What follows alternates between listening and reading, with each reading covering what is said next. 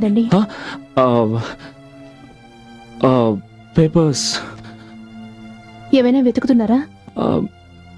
లేదు, డాక్యుమెంట్స్ కోసం వెతుకుతున్నాను, ఆఫీస్వి. ఇంత రాత్రి వేళ? వాటితో కొంచెం పని ఉంది. అది ఏం కాలేదుగా? యా అదే లీలా హత్య జరిగింది. వాళ్ళ ఇంట్లో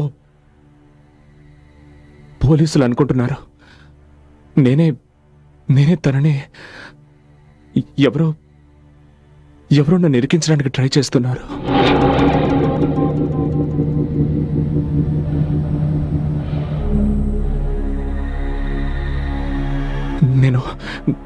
నేను నీతో కొన్ని విషయాలు చెప్పాలి.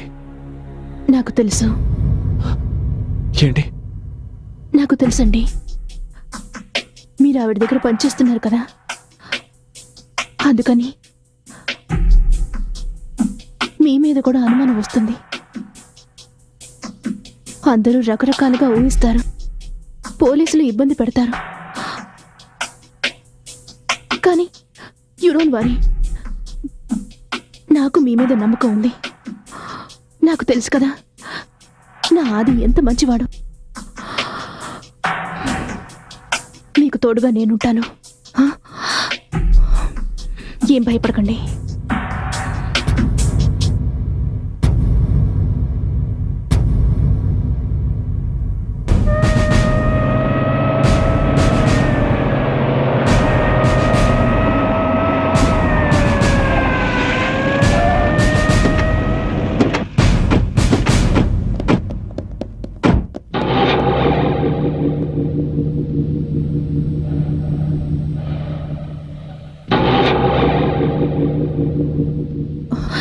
అది పోలీసులు వస్తున్నారు.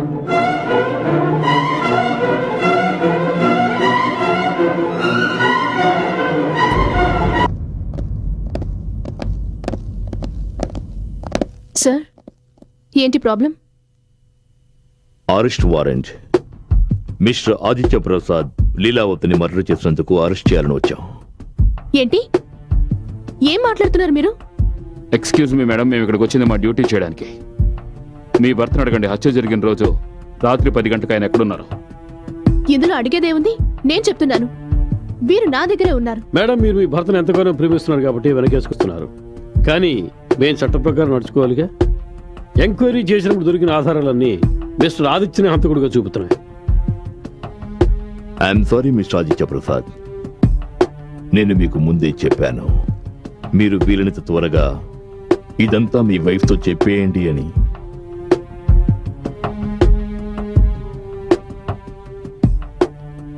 I'm sorry. ఇప్పుడు మిమ్మల్ని మీ భార్య ముందే అరెస్ట్ చేయక తప్పడం లేదు. ఏమిటి మీరు చేస్తున్న పని? మీకెవరో రాంగ్ ఇన్ఫర్మేషన్ ఇచ్చారు. ఈయన అలాంటి వారు కాదు.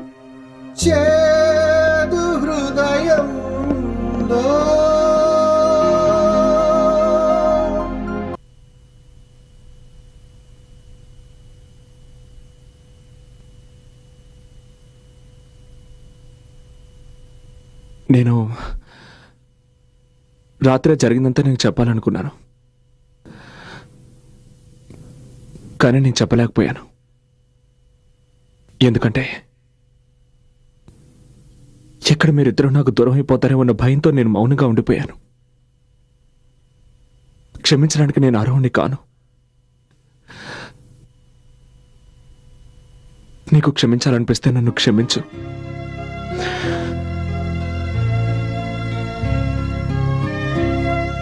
నిజంగా నేను ఎవరిని హత్య చేయలేదు. కానీ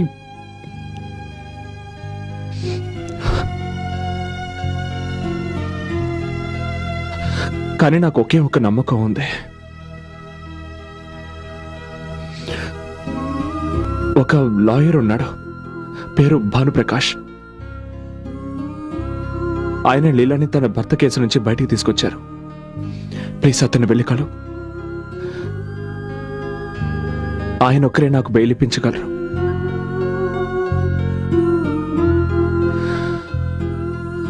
okay, I'm sorry. Trust me, I'm not a murderer.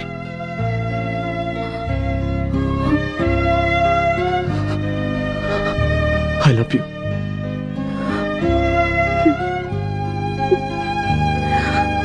Hey.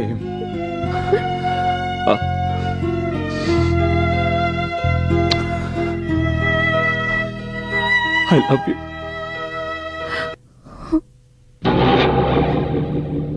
చూడండి మేడం, నేను మీ సెంటిమెంట్ని అర్థం చేసుకోగలను. I'll try my level best, కానీ నేను మీకు మాట ఇవ్వలేను. మిస్టర్ ప్రకాష్, ఇది తప్పకుండా మీ వల్ల అవుతుంది. మీరే కదా నిషని కూడా కాపాడారు. ఆవిడ భర్త హత్య కేసు నుండి. అప్పుడు మొత్తం పోలీస్ ఫోర్స్, సాక్ష్యాధారాలన్నీ ఆమెకు విరుద్ధంగా ఉన్నాయి. నాకు మీ మీద పూర్తి నమ్మకం ఉంది. ఇది కేవలం బెయిల్ మాత్రమే. ప్లీజ్ కాదనకండి. Mrs Aditya Prasad, I'm a lawyer.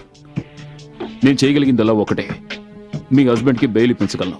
కానీ ఆ తర్వాత లీలావతి హత్య కేసు నుంచి విడుదల చేయించడం అనేది ఇట్ డిపెండ్స్ అపాన్ అపోజిషన్. వాళ్ళ దగ్గర ఎలాంటి సాక్ష్యాలు ఉన్నాయో, ఎలాంటి ఆధారాలు ఉన్నాయో. Please try to understand me. Let us go step by step. Your honour, ఈ కేసు అద్దంలాగా ఎంతో స్పష్టంగా, ఎంతో క్లియర్గా ఉంది. హత్య జరిగిన చోట హంతకుడి వేలిముద్రలు, సోనియా రాసిచ్చిన స్టేట్మెంట్, ఆదిత్య ప్రసాద్ హంతకుడని, నేరస్తుడని రుజువు చేయడానికి ఈ సాక్ష్యాలు సరిపోతాయి your honour. One more thing, Sonia చెప్పిన దాన్ని బట్టి ఆదిత్య ప్రసాద్కి లీలావతికి అక్రమ సంబంధం ఉండేది. పెళ్ళైన తర్వాత కూడా యువర్ ఆనర్ అతను ఈ సంబంధాన్ని కొనసాగించాడు. ఎనీవే, నేను చెప్పదలుచుకున్నది ఏమిటంటే, ఆదిత్య బహుశా తనకి తెలియకుండానే సత్యని ప్రేమించుంటాడు. ఏ రోజైతే లీల మనసులోంచి అతన్ని తోసేసిందో ఆయన భరించలేకపోయాడు. హత్యకి 2 రోజుల క్రితం తాగిన మైకంలో తప్పకుండా నేను లీలావతికి బుద్ధి చెబుతానని అతను సోనియాతో చెప్పాడు. అనుకున్నట్టుగానే పథకం ప్రకారం లీలావతిని హత్య చేశాడు యువర్ ఆనర్. ఇలాంటి క్రూరమైన హంతకుడికి కఠిన శిక్ష విధించాలని కోర్టు వారిని సవినయంగా కోరుకుంటున్నాం. That's all your honour. Your honour, చూస్తుంటే శరత్ కుమార్ గారు చాలా తొందరపడుతున్నట్టున్నారు. ఆయనే గనక న్యాయమూర్తి అయితే నిందితుడిని కోర్టులో ప్రవేశపెట్టడానికి ముందే ఉరిశిక్ష విధించేలా ఉన్నారు. యువర్ ఆనర్, నేను విచారించవలసిన సాక్షుల్ని ప్రవేశపెట్టడానికి ముందు ఆయన గారి సాక్షుల్నే కొన్ని ప్రశ్నలు అడగాలనుకుంటున్నాను. అందరికంటే ముందు మిస్సెస్ సోనియాని విచారించాలని కోరుకుంటున్నాను యువర్ ఆనర్. మీకు ఆదిత్య ప్రసాద్ గారు ఎలా తెలుసు? నేను ఆదిత్య ఒకే యాడ్ ఏజెన్సీలో పనిచేస్తున్నాం. ఐఎమ్ సారీ, పని చేసేవాళ్ళం. బట్ నేను తెలుసుకున్నది ఏమిటంటే, మీరు కావాలనే ఆ యాడ్ ఏజెన్సీని వదిలేశారు. I'm right? రైట్. అందుకు కారణం కూడా ఉంది. లీలావతితో చరువు ఏర్పడిన తర్వాత తనకి నా గురించి లేనిపోనివన్నీ చెప్పడం మొదలుపెట్టారు. లీలావతి అతని మాటలు నమ్మి కంపెనీ షేర్స్ మొత్తం కొనుక్కున్నాక నన్ను అక్కడి నుంచి పంపించేశారు. ఓ, అయితే మీకు లీలావతి ఎప్పటి నుంచి తెలుసు? ఆవిడ మా యాడ్ ఏజెన్సీకి ఎప్పటి నుంచి రావడం మొదలుపెట్టారో అప్పటి నుంచి. ఆవిడ గారి భర్త మిస్టర్ రమేష్ నారాయణ. నేను మిమ్మల్ని అడిగింది మిస్టర్ రమేష్ నారాయణ గురించి. ఆయన్ని జూలై 6న హత్య చేశారు. ఆయన మీకు ఎప్పటి నుంచి తెలుసు? ఆయన నాకైనా తెలీదు. యువర్ ఆనర్, నేను వాచ్మెన్ ఎంక్వైరీ చేయాలనుకుంటున్నాను. మిస్టర్ అండ్ మిస్సెస్ లీలావతి దగ్గర పనిచేసిన అతను. అవును సార్, సోనియా మేడం తరచూ రమేష్ గారిని కలుసుకోవడానికి వస్తుండేది. లీలావతి గారు ఉన్నప్పుడేనా లేక ఆవిడ వెళ్ళిపోయిన తర్వాత? లీలావతి మేడం బయటికి వెళ్ళిన సమయం చూసి సోనియా మేడం ఇంటికి వస్తూ ఉండేది. మీరేమైనా అడగాలనుకుంటున్నారా? యువర్ ఆనర్, ఇవన్నీ కొన్ని హోటల్ బిల్స్. వీటిలో సోనియా మిస్టర్ నారాయణతో రాత్రుళ్ళు గడిపింది. అవసరమైతే ఆ హోటల్ స్టాఫ్ని కోర్టులో ఎంక్వైరీ చేయడానికి ప్రవేశపెట్టగలను. మిస్టర్ ఆదిత్య ప్రసాద్ అనుకోని పరిస్థితుల్లో ఇరుక్కుపోయారు. లీలావతిని ఆయన కాదు, నిజానికి లీలావతి ఆయన్ని ప్రేమ వల్ల పడేసింది. నాకు బాధగా ఉంది యువర్ ఆనర్. నిజమైన హంతకుడిని పట్టుకోవడంలో విఫలమైన పోలీసులు తప్పించుకోవడానికి ఒక నిరపరాధిని బలిపశువును చేయాలని చూస్తున్నారు. నా క్లయింట్ నిరపరాధం నిరూపించడానికి నేను కోర్టు వారిని మరికొంత సమయం కోరుతున్నాను. అంతవరకు నా క్లయింట్కి బెయిల్ మంజూరు చేయవలసిందిగా సవినయంగా కోరుకుంటున్నాను.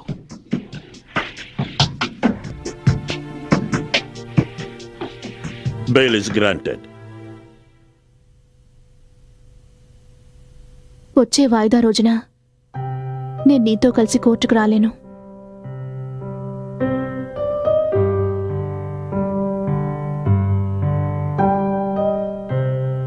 హాస్పిటల్లో ఏదైనా అపాయింట్మెంట్ ఉందా? లేదా, కానీ నేను ఏ మాటల్ని మర్చిపోవాలనుకుంటున్నాను.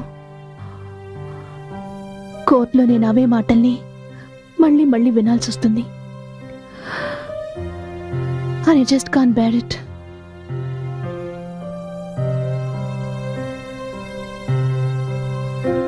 నువ్వెంత బాధపడుతున్నావో నాకు తెలుసు.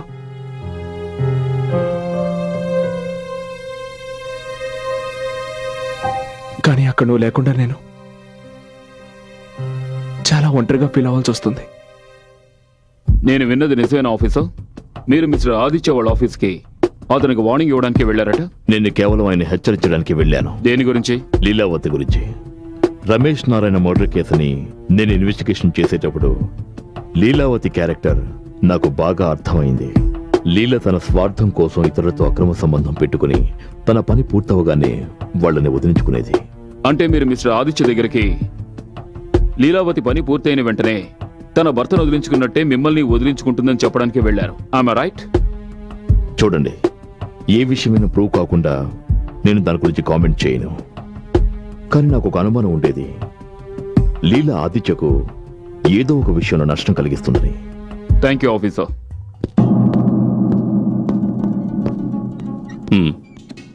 ఇవిగో చూడండి, మీ అనుమానాలకి సరైన సమాధానం. ఈ ఫోటోగ్రాఫ్స్ని కోర్టులో చూపించండి. హంతకుడికి తప్పకుండా శిక్ష పడుతుంది. మీ దగ్గరికి ఈ ఫోటోలు ఎలా వచ్చాయి? ఎవరో నాకు ఫోన్ చేశారు. అతను నన్ను కొంత డబ్బు అడిగి ఈ ఫోటోలు తను చెప్పిన చోటుకి వెళితే దొరుకుతాయన్నాడు. ఇంతకీ ఈ ఫోటోగ్రాఫ్స్ మీకు ఎక్కడ దొరికాయి? నా ఉద్దేశం లీలావతిని హత్య చేసిన వాడు ఉరికంబం ఎక్కాలన్నదే. అందుకోసం నా నుంచి ఏ సహాయం కావాలన్నా చేయడానికి నేను సిద్ధం. యువర్ ఆనర్, ఈ ఫోటోలు ఆ రోజు రాత్రి తీసినవే. అంటే లీలావతి హత్య జరిగిన రోజు రాత్రి తీసినవే. యువర్ ఆనర్, మీరు ఒకసారి ఈ ఫోటోలను గమనించారంటే ఈ ఫోటోలో డేట్ అండ్ టైం రెండు ప్రింట్ అయ్యాయి. వీటిని బట్టి ఒక విషయం అర్థమవుతోంది యువర్ ఆనర్.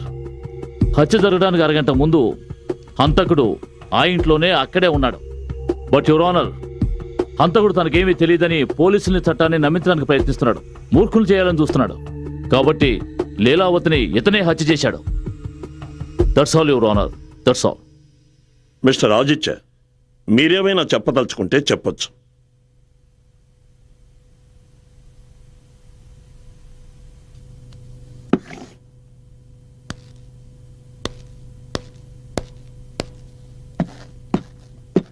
అవును, నేను ఆ రోజు రాత్రి లీలా వాళ్ళ ఇంటికి వెళ్ళింది నిజమే.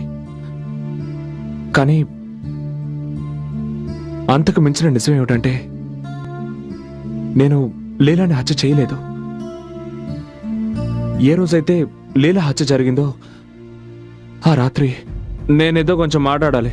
This is what love and affection. నేను తలుచుకుంటే నీ భార్య బిడ్డని కూడా నీ నుంచి నేను వేరు చేయగలను. Shut up! Get out of my house! ఇంతకు మించి ఆ రోజు రాత్రి మా ఇద్దరి మధ్య ఏమీ జరగలేదు. లీలా హత్య ఎవరు చేశారో కూడా నాకు నిజంగా తెలియదు.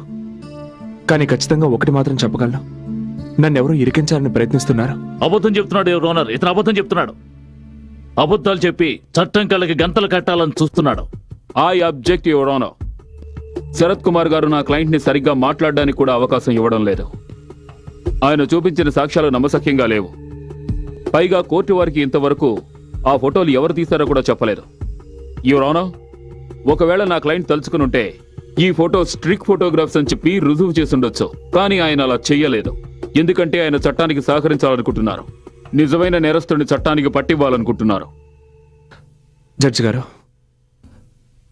నేను ఆమెను ప్రేమించలేదు. అది కేవలం ఆకర్షణ. నాకు తెలియకుండానే ఆమె ఆకర్షణకి నేను లోనయ్యాను. ఒకవేళ తను నా జీవితంలోకి రాకపోయి ఉంటే బహుశా నేను ఆ రోజు రాత్రి నేను ఆ ఇంటికి వెళ్ళుండేవాడిని కాదు. అలాగే నేను ఆ భార్యతో ఈ విషయం గురించి దాచేవాడిని కాదు. జడ్జి గారు, ఒకవేళ నేను దోషినై ఉంటే అది కేవలం నా భార్య దృష్టిలోనే. అయినా మీరు నాకు శిక్ష విధించాలంటే విధించండి జడ్జి గారు. నేను ఏ రోజు చట్టవిరుద్ధంగా ప్రవర్తించలేదు. నిజంగా ఎవరిని హత్య చెయ్యలేదు. సార్, నేను జైలుకి వెళ్ళి నా భార్య బిడ్డలకి దూరంగా ఉండలేను sir. I love them. I love you.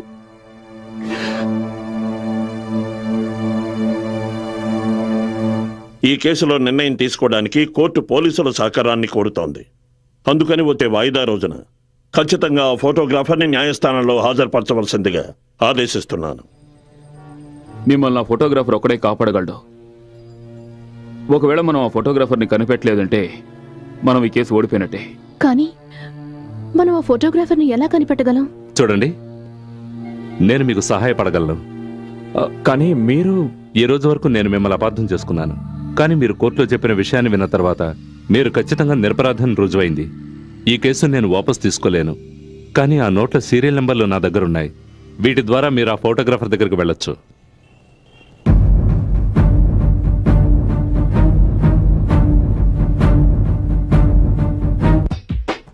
ఇక్కడికి అతను నన్ను డబ్బు తీసుకురమ్మన్నాడు. ఆ డబ్బు తీసుకుని ఈ ఫోటోగ్రాఫ్స్ ఇచ్చాడు. కానీ ఇది చాలా పెద్ద మార్కెట్ కదా, అతను ఎట్నుంచి వచ్చేది మనకెలా తెలుస్తుంది? ఈ ఏరియాలో చాలా ఫోటో స్టూడియోలు ఉన్నాయి. మనం ఒక్కొక్క స్టూడియోలోనూ అడుగుతూ వెళదాం. ఎక్కడైనా క్లూ దొరకచ్చు. సరే, అక్కడ షాప్ కనిపిస్తోంది, అక్కడ నుంచి స్టార్ట్ చేద్దాం.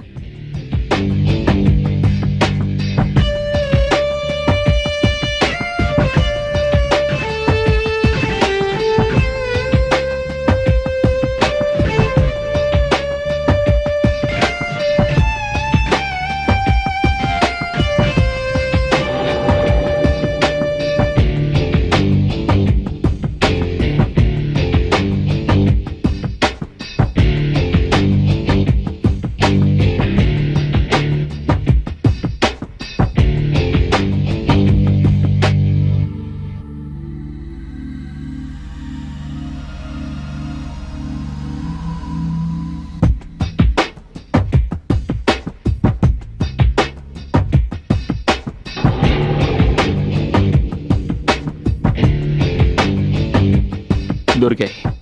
ఇవి అవే సీరియల్ నోట్లు. ఈ నోట్లు మీకు ఎలా దొరికాయి? ఎవరెవరో ఇస్తూ ఉంటారు, జ్ఞాపకం ఎలా ఉంటుంది సార్? అందుకే ఈ లిస్ట్ తీసుకుని మేము మీ దగ్గరికి వచ్చాం. ఇక నుంచి ఎవరైనా 100 రూపాయల నోట్లు తీసుకుని మీ దగ్గరకు వస్తే ఈ లిస్టు ఆ నెంబర్లు మ్యాచ్ అవుతున్నాయేమో చూడండి. ఒకవేళ మ్యాచ్ అయితే వెంటనే మాకు ఫోన్ చేసి చెప్పండి. అలాగే. చూడండి, మా నెంబర్స్ ఇందులో ఉన్నాయి. ఓకే, ఇప్పుడు అర్థమైంది సార్.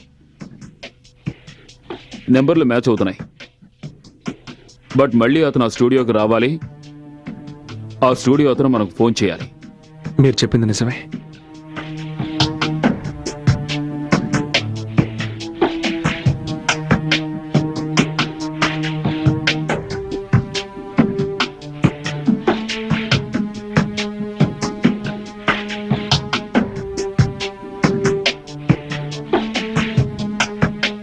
మనకింకా 2 రోజులు మాత్రం టైం ఉంది.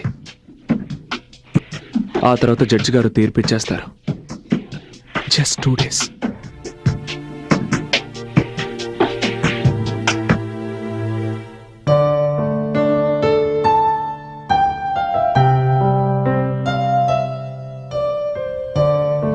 అది నీకేమీ కాదు. నువ్వేమీ చేయలేదు కదా. నాకు నమ్మకం ఉంది. నీకు తోడుగా నేనున్నాను. పోలీసులు ఇంతవరకు ఆ ఫోటోగ్రాఫర్ని కనిపెట్టలేకపోయారు. అయినా న్యాయస్థానంలో ఆదిత్య ప్రసాద్కి వ్యతిరేకమైన సాక్ష్యాలున్నాయి. అందుకని ఈ సాక్ష్యాధారాల దృష్ట్యా ఆదిత్య ప్రసాద్కి సంబంధించిన ఈ కేసులో ఈ న్యాయస్థానం ఒక్క నిమిషం జడ్జి గారు ఇన్నాళ్ళు ఎవరికీ తెలియకుండా ఫోటోలు తీసి బ్లాక్మెయిల్ చేస్తున్న ఫోటోగ్రాఫర్ చంద్రవర్మ ఇతనే సార్. మీ పేరు? చంద్రవర్మ. ఈ ఫోటోగ్రాఫ్స్ మీరే తీసారా? అవును. ఎందుకు? అది నా వృత్తి. మీరు ఈ కోర్టులో చెప్పగలరా ఈ ఫొటోస్ మీరు ఎప్పుడు ఏ పరిస్థితిలో తీశారో? బిజినెస్ మ్యాగ్నెట్ రమేష్కి సోనియాకి మధ్య అక్రమ సంబంధం ఉండేది. అది తెలుసుకుని నేను రమేష్ని బ్లాక్మెయిల్ చేసేవాణ్ణి. ఒక రాత్రి నేను డబ్బు కోసం ఆయన ఇంటికి వెళ్ళినప్పుడు ఎవరో రమేష్ని హత్య చేయడం నా కంటపడింది. అప్పుడు నేను ఆ వ్యక్తిని సరిగ్గా గుర్తుపట్టలేకపోయాను. కానీ ఇంటి బయట నన్ను గుద్దుకుని వెళ్ళినప్పుడు చూశాను. ఆమె ఇంకెవరో కాదు, లీలావతి. ఆ రోజు నుంచి ఆవిడని బ్లాక్మెయిల్ చేసేవాణ్ణి. ఆ తర్వాత లీలావతి జీవితంలోకి ఆదిత్య ఎంటర్ అయ్యాడు. నా బిజినెస్ ఇంకా డెవలప్ అయింది. ఆ రాత్రి నేను లాస్ట్ డీల్ కోసం వెళ్ళాను. ఆవిడ నాకు 5 లక్షలు ఇస్తానని చెప్పింది. కానీ ఆదిత్యని అక్కడ చూసి నేను బయటే ఆగిపోయాను. ఇద్దరికీ గొడవ జరిగింది. కానీ కాసేపు ఆగిన తర్వాత లీలావతి తన గదిలోకి వెళ్ళిపోయింది. ఆ తర్వాత ఆదిత్య బయటికి వెళ్ళిపోయాడు. నేను మెల్లగా ఇంట్లోకి వెళ్ళాను. లీలావతి మూడవుట్లో ఉంది. నన్ను కోపంతో బయటికి వెళ్ళమంది. పైగా నీ ఇష్టం వచ్చినట్టు చేసుకోమని ఫోటోలు నా మొహాన కొట్టింది. నాకేం అర్థం కాలేదు. మాట్లాడకుండా అక్కడి నుంచి వచ్చేశాను. నెక్స్ట్ డే పేపర్లో లీలావతి హత్య చేయబడినట్టు హెడ్లైన్స్ లో వేశారు. థ్యాంక్ యూ మిస్టర్ చంద్ర, మీరు వెళ్ళొచ్చు. Thank you sir. Your honour, mister Chandra సాక్ష్యం వల్ల తెలిసింది ఏమిటంటే ఈ హత్య జరగడానికి అరగటం ముందే మిస్టర్ ఆదిత్య ప్రసాద్ అక్కడి నుంచి వెళ్ళిపోయారు. తర్వాత ఆయన పికాసో బార్కు వెళ్లారు. అక్కడి నుంచి లీలావతికి ఫోన్ చేశారు. అక్కడ ఆన్సరింగ్ మిషన్ లో మెసేజ్ పెట్టారు. ఆ టేపే ఆఫీసర్ అలీ దగ్గర ఉంది. అక్కడున్న బార్ కుర్రాడితో ఆదిత్య గొడవ పడ్డారు. ఆదిత్య బాగా మత్తులో ఉండడం వల్ల అక్కడున్న బార్ కుర్రాడే టాక్సీ ఎక్కించి ఆయన ఇంటికి పంపించాడు. మరుసటి రోజే ఆయన తన కారును కూడా అక్కడి నుంచి తెచ్చుకున్నాడు. ఎంత ధైర్యం ఉంటే నా మీద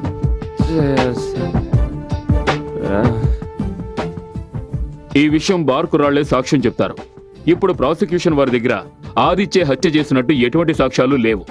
సో ఆయనే హంతకుడని రుజువు చేయలేరు. అందువల్ల నేను ఈ కోర్టు వారిని మిస్టర్ ఆదిత్య ప్రసాద్ ని నిర్దోషిగా విడుదల చేయవలసిందిగా కోరుకుంటున్నారు. మిస్టర్ శరత్, మీరేమైనా చంద్రవర్మని క్రాస్ ఎగ్జామిన్ చేయదలుచుకున్నారా? No your honour. లీలావతి హత్య జరిగిన రోజున మిస్టర్ ఆదిత్య ప్రసాద్ ఆవిడ ఇంటికి వెళ్లిన మాట నిజమే అయినా మిస్టర్ చంద్రవర్మ బార్ కుర్రాళ్ల సాక్ష్యాల వల్ల అతనికి ఈ హత్యకు ఎలాంటి సంబంధమూ లేదని రుజువైంది. ప్రాసిక్యూషన్ వారు ఇంతవరకు ఎన్ని సాక్ష్యాలు ప్రవేశపెట్టినా వారు ఆదిత్య ప్రసాదే లీలావతిని హత్య చేసినట్టుగా రుజువు చేయలేకపోయిన కారణంగా ఈ కోర్టు మిస్టర్ ఆదిత్య ప్రసాద్ని నిర్దోషిగా భావించి విడుదల చేస్తోంది. అసలైన హంతకుడు ఎవరన్నది కనిపెట్టవలసిందిగా పోలీసుల్ని ఆదేశిస్తోంది.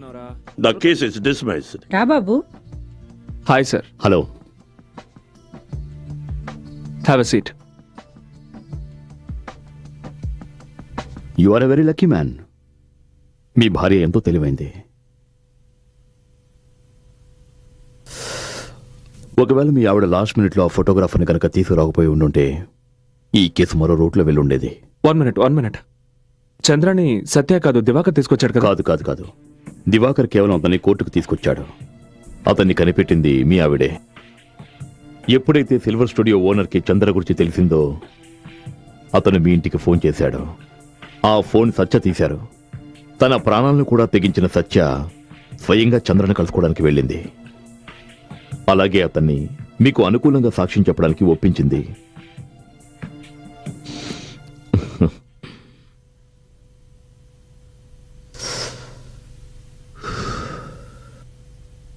నమస్తే సత్యవతి గారు.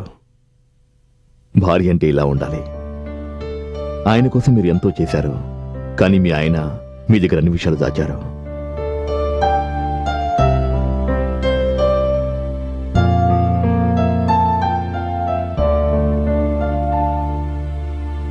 మీరు టీ తాగండి, నేను బయలుదేరుతాను.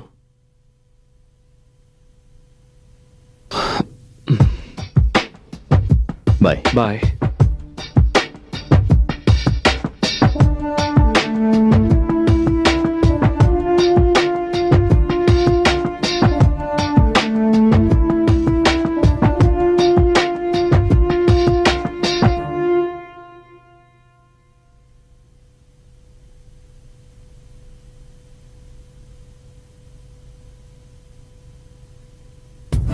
నేను దేన్నైనా భరించగలను, కానీ నా కొడుకు తండ్రి నీడ లేకుండా బతకడం నేను చూడలేను.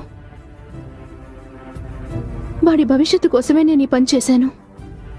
నాకిదే మంచిదనిపించింది. లోకం దృష్టిలో అది మంచో చెడో నాకు తెలియదు. అది నేనొక తల్లిగా ఆలోచించాను. నువ్వు చెప్పేదాన్ని బట్టి చూస్తుంటే నీకు హంతకుడు ఎవరో తెలుసా? తెలుసు. అయితే మరి కోర్టులో అతని పేరు ఎందుకు చెప్పలేదు? ఎందుకంటే హంతకుని పేరు చెప్తే నా కొడుకు తన తల్లికి దూరం అవుతాడు.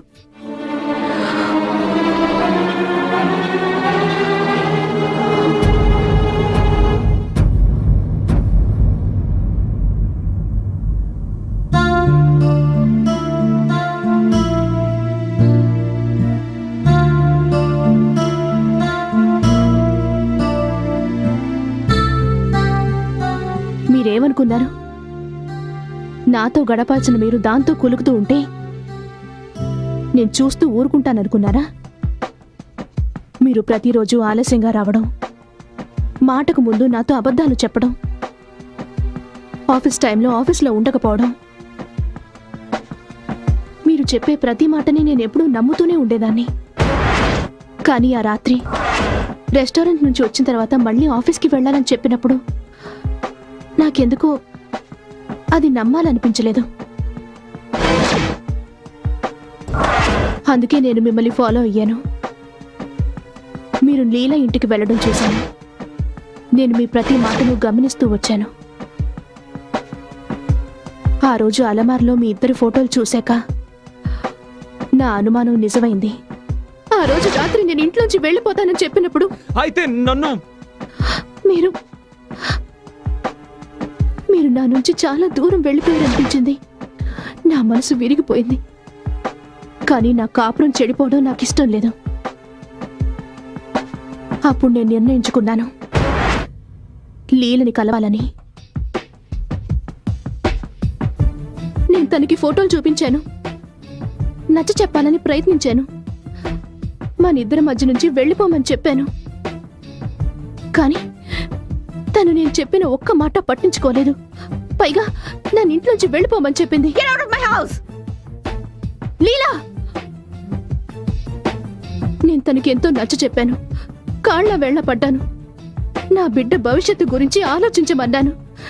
ఎంత బతిమాలుకున్నా తను ఏమాత్రం కనికరించలేదు. పైగా నేను నిన్ను సుఖపెట్టలేకపోతున్నానని, అందుకే నువ్వు దాని దగ్గరికి వెళ్తున్నావని, మన పవిత్రమైన బంధాన్ని అపవిత్రం చేసింది, మన ఇద్దరిని విడదీస్తానంది. దాంతో నేను తట్టుకోలేకపోయాను. నేను చేసిన నేరానికి నీకు శిక్ష పడుతుందని నేను ఊహించలేదు.